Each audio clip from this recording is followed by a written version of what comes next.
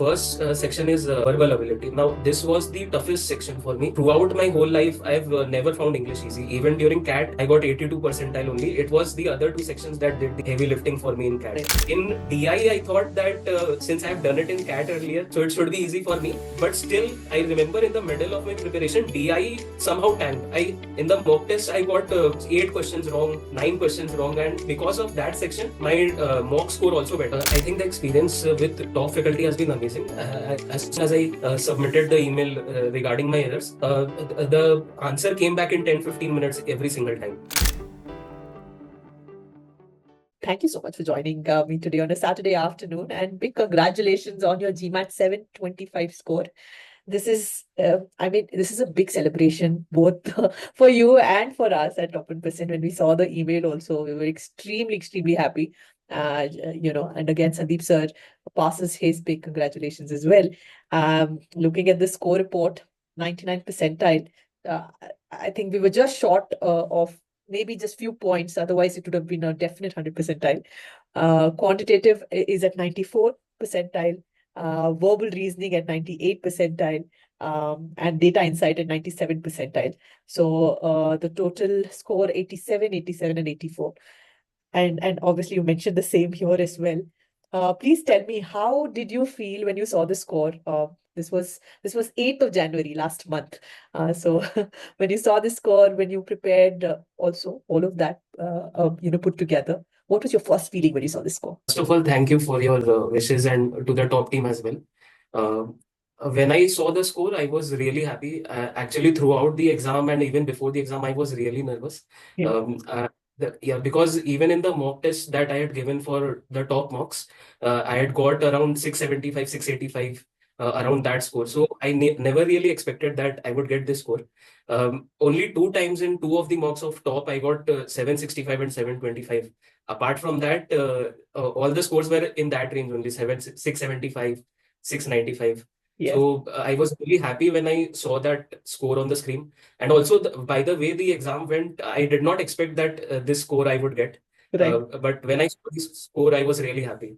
Right. We will talk about how the entire exam experience was through each of the section in probably in a couple of minutes. But let's just break it down from the time when you started. How did this entire idea of, being doing an MBA or getting done with GMAT, all that start for you? Just give us a little background about yourself. What were you doing before you joined Top 1%? What was the idea? And what next? I come from Kolkata, and I have done BTech in electrical engineering from NIT Durgapur.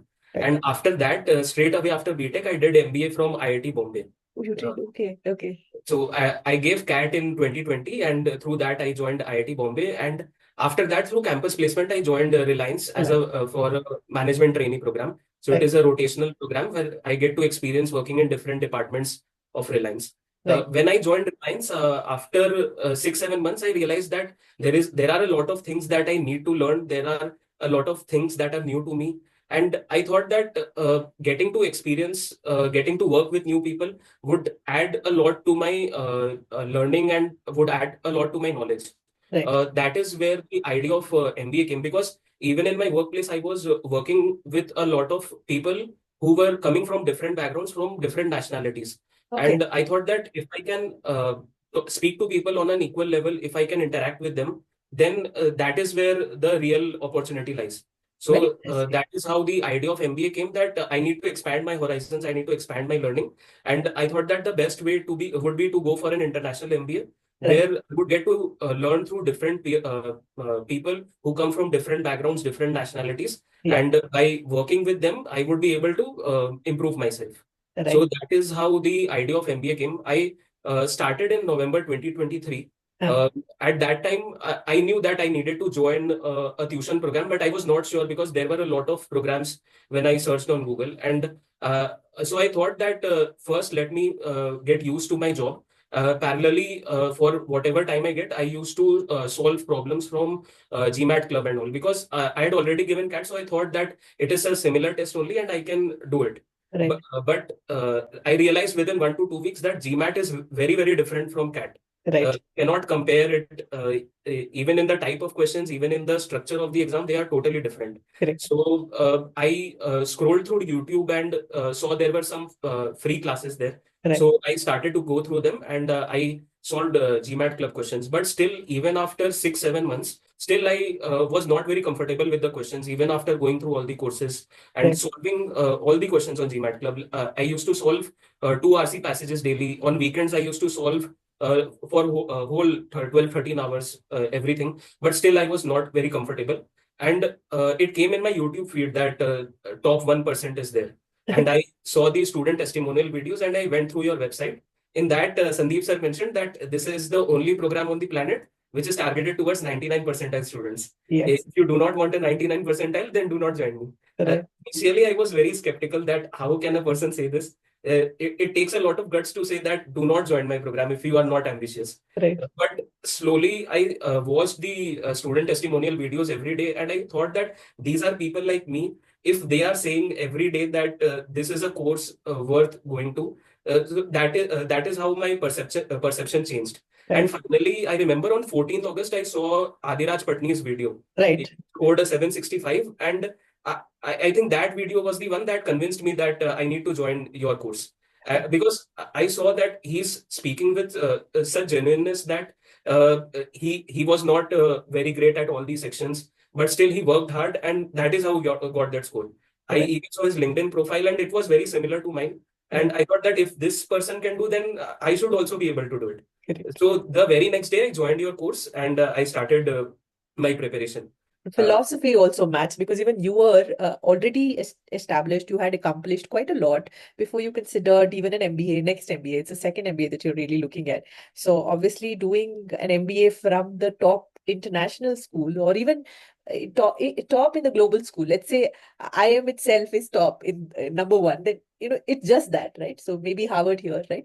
So unless it's that kind of a school, it becomes absolutely meaningless to do another MBA, right? Before we even go dive a little deeper in the entire GMAT journey and this GMAT preparation at top 1%, there's one question that I'd like to ask. What I kind of understood is that in your workspace, you were very much driven by certain people, by interacting with many people, international people of different nationality that allowed you to, take up this journey. Was there any particular person or a group of people who also kind of inspired you to take this journey? Because as much as I understand, at least in the bigger Reliance industry, you will find a lot of people, especially graduating from, how the likes of the top three Ivy League schools, they are there who are the decision makers. So did you get a chance to be working directly with them or be inspired from what their journey is? I have worked with different sorts of people throughout my career right now and my experience at Reliance. But the real role model did not come from within the company, but within my alma mater in IIT Bombay. I Uh, see. when I saw that there is one student called Utsav Basak. Uh-huh. He graduated 4 years before me, and similarly, he did his MBA from IIT Bombay, and after that, he went for a second MBA from Michigan Ross. Right. So I thought that this is possible to do a second MBA. Initially, I did not have a lot of idea that is it even possible to go for a second MBA? Am I eligible or not? Right. So I saw that people have done it earlier. Then, as I digged through it, I found that there are quite a lot of people who have gone for second MBA, even within top. Even there are within top there are I think 10, 15 people I can see in YouTube itself that they have already done MBA from IIM and then gone for a second MBA. Second MBA. Apart from that, I also saw a few other profiles which were from my college itself. One was Nilay Kumar. He went for MS in supply chain after MBA. So I thought that it is possible to go for another master's program. And I thought that if I feel the need to go for another degree, to enhance my learning, then I should go for it. Since I have the opportunity, I have the willingness, then I should definitely go for it. Fantastic. That is more inspiring because a lot of people, even a single MBA these days, they're a bit skeptical. So, diving a little deeper into the GMAT preparation, you did mention that you're really grateful to, like you especially spoke about, the different resources that you've been able to use during your preparation that stood out more importantly, 700, 800 level questions, the LSAT papers. So just give us a little highlight on what are the strategies, resources, and materials that you find most effective during your GMAT preparation? I'll go section by section. So First section is verbal ability. Now, this was the toughest section for me. Throughout my whole life, I've never found English easy. Even during CAT, I got 82 percentile only. It was the other two sections that did the heavy lifting for me in CAT. But for the first time in my life, I saw that English was something that I could also solve. Earlier, English used to seem like magic to me, that it is only other people that can solve it. It is not for me. But for the first time, I saw that English is something like a formula. If you follow Sandeep sir's formula, then you can do it. So I just thought that whatever sir is giving me, I have to follow it religiously. Just keep on practicing, and then I will be able to do it somehow. And I saw that results came in just 1 or 2 weeks. The first session in the bridge courses of Octave, and as soon as I started applying Octave, I could see the results. Even as I said, I was solving GMAT club questions earlier in November to June period. But even at that time, one RC passage took me 30 minutes to solve. And I was writing down notes at that time. In the RC guide PDF, Sandeep sir says that this is the worst piece of advice that is there, that you have to write down the notes. And at that time only, I was shocked that I have been following the wrong piece of advice throughout, and I need to change my habits. So that is how I got going in RC. But even after solving the 700, 800 level questions, I solved the whole PDF. And when I got to the mock test of top, the first mock test was a total failure. In RC, such long passages were there. I remember in the first test, I missed one and a half RC questions, one whole RC passage and half of the questions of second RC. And immediately after the test, I emailed to top faculty that something is wrong with me. I need to fix it. And you recommended LSAT passages at that time. Yeah. And when I just scrolled through it, there were 50 PDFs. Each PDF had 4 passages, and each passage was very long. It was approximately 4 to 5 paragraphs each passage. And I remember when I started solving LSAT passages, I had taken a break from my job through leaves, and it took me 6 hours every day just to solve 15 LSAT passages. One piece of advice was in a single sitting, solve those 15 RC passages of LSAT. And it took me 6 hours approximately to solve those 15 passages. But I am really grateful that I spent that time, because in the GMAT exam, actual exam, there was one passage which was that long, 4 to 5 paragraphs, but still I was able to do it within that time because I had given those hours for LSAT passage. Right. After LSAT, I again solved the 700, 800 level questions, the whole PDF again. Right. So this was for RC. Then CR was also really difficult for me. Initially, all the questions went wrong. I could not get a single question right.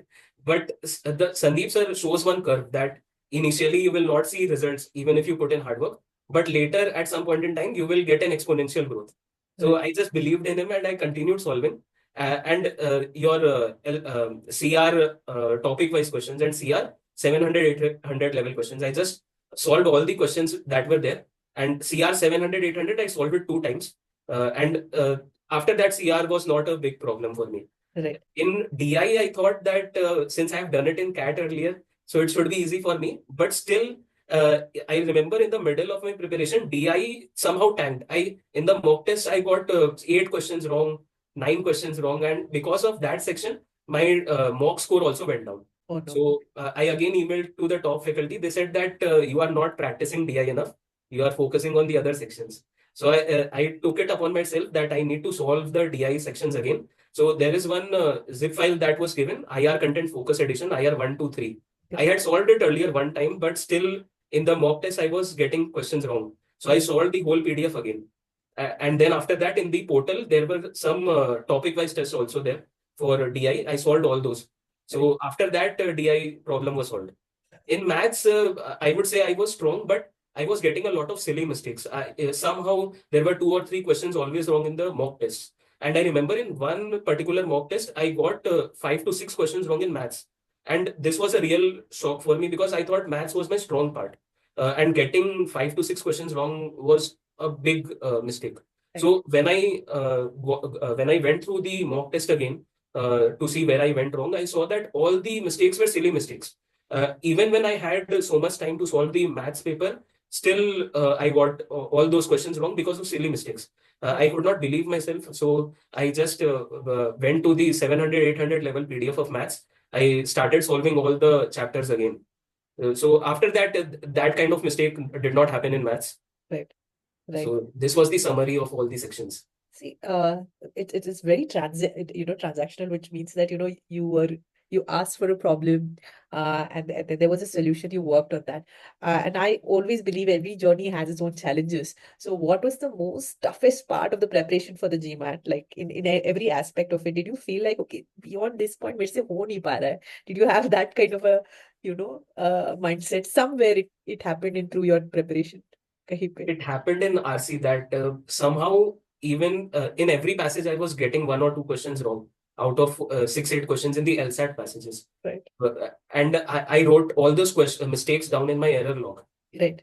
And at that time, I was solving LSAT passages 6 hours every day, 15 long passages in a single sitting. But still, even after 1 to 2 weeks, I was getting questions wrong in the passages. So I wrote it down in the error log. And then after that, I went to the error log and solved all those passages again, which I got wrong. So I think that also helped a lot for RC. Uh, so that was the toughest part. The RC part was it was the toughest part for me in GMAT. Right. These are the things, because some things that you think is right, and suddenly Sandeep sir tells things that really shakes your entire belief of what you'd known about a certain topic. That happens. But you've done so many things right. One is having an error log, having that visibility of where you went wrong, working on that, utilizing the faculty whenever you found crossroads, talking to them, or writing to them simply and getting the right insights. And you have worked on yourself. That's the most inspiring bit. So, just taking that away, you were also working throughout. You mentioned that you had to, during LSAT, you had to take some time off. How was this entire act of balancing both studies and a demanding job? You were a manager, and you were also having, you had to deal with people from different nationalities as well, you mentioned. How was that commitment like? Was it very tough? How did you manage your time effectively to study every single day while you were still working? I followed a daily routine during my study period. I used to wake up at 5:40, 5:45 in the morning, and from 6 to 9, I used to dedicatedly study for GMAT. Then from 9 to 6, 6:30, I used to work. It is an in-person, there is no online work from home culture at Reliance, so we have to go there in the office every day. So when I came back from after 6:30, I used to rest for half an hour, and then 1.5 hours I used to dedicatedly again study for GMAT. One thing I made sure that every day I got a sleep of at least 8 to 9 hours every day. I used to sleep at 9:30, not later than that. And then again wake up at 5:30, 5:45 next morning and again study. So one thing that has really helped me throughout my studies, even during CAT, GMAT, as well as in school, that never cut down on your sleep, because these studies they are not for 1 or 2 days. It is like a marathon. You have to study each and every day for the next 4 or 5 months. Right. So you cannot cut down on your sleep, because if you do it for one day, then later on it will come back to you after 2 to 3 days. You will have to take a longer break, and because of that, the consistency goes. Right. That is why I thought that even if I am spending a small amount of time, but it has to be consistently throughout those 3 to 4 months.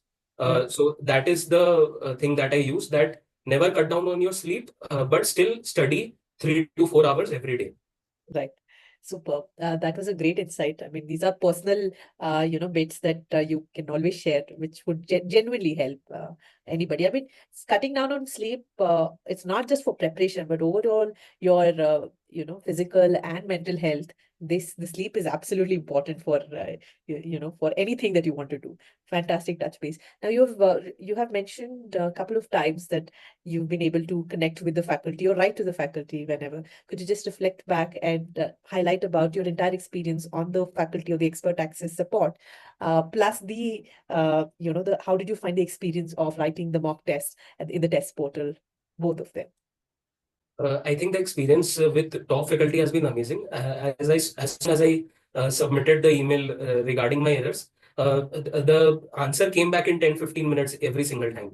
So that really helped. And one thing that was a learning on my part for the first time, that the first email that I sent to you, it was not really structured, and even the way I wrote, it was difficult for any person to understand. So I got to realize that if I want help, then it is my job that I put down my thoughts in a structured manner in the email, so that the other person is also able to help. So I made sure that the email that I write is true of the error that I am facing. It should not be that I feel that this is the error, but actually the error faced is something else. So, and again, the response from top faculty was amazing. The answers were to the point, and there was no sugarcoating. It was always to the point that you have to do this. There is no other option there. So, You I thought that articulated it very, very well, because when you start structuring, I don't know if you have realized, but when anybody starts structuring, 25% of the doubt is self-solved there, because then you are really giving it a thought and then wondering what would be the answer. 25% of the doubt that you may have will get answered there itself, and wonderfully put together. How was it with the test portal? the top mock portal is exactly similar to the exam environment that you face in the actual GMAT. So that was really helpful. That I did not have to adjust in my mind that the real exam is something different, top mock is something different, and the level of questions in the top mock, they are so difficult as compared to the mock test of the MBA.com. Because even after giving an exam, I was it was always the thing that I thought that I could have done this better. I could have solved this question in a faster manner. And each time there were different types of questions, different, the level of difficulty was always high. Even at hard difficulty, there were different types of questions that were there from all topics. So the flavor of questions that I got was really varied, and it helped me for the actual GMAT. And I would say that in the actual GMAT, the type of questions that I faced, the level of difficulty was similar to the top mock. I thought that such high difficulty would not come in the actual GMAT, but it was that difficult. So I am really grateful to the top marks that I solved, that I was not flustered at the time of giving the actual GMAT exam.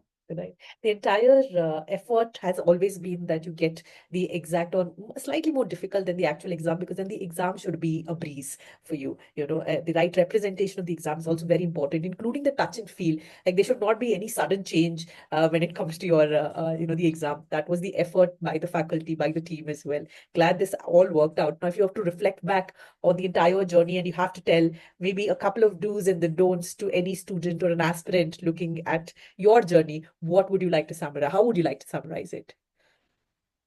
My piece of advice would be that keep the consistency there, solve questions each and every day.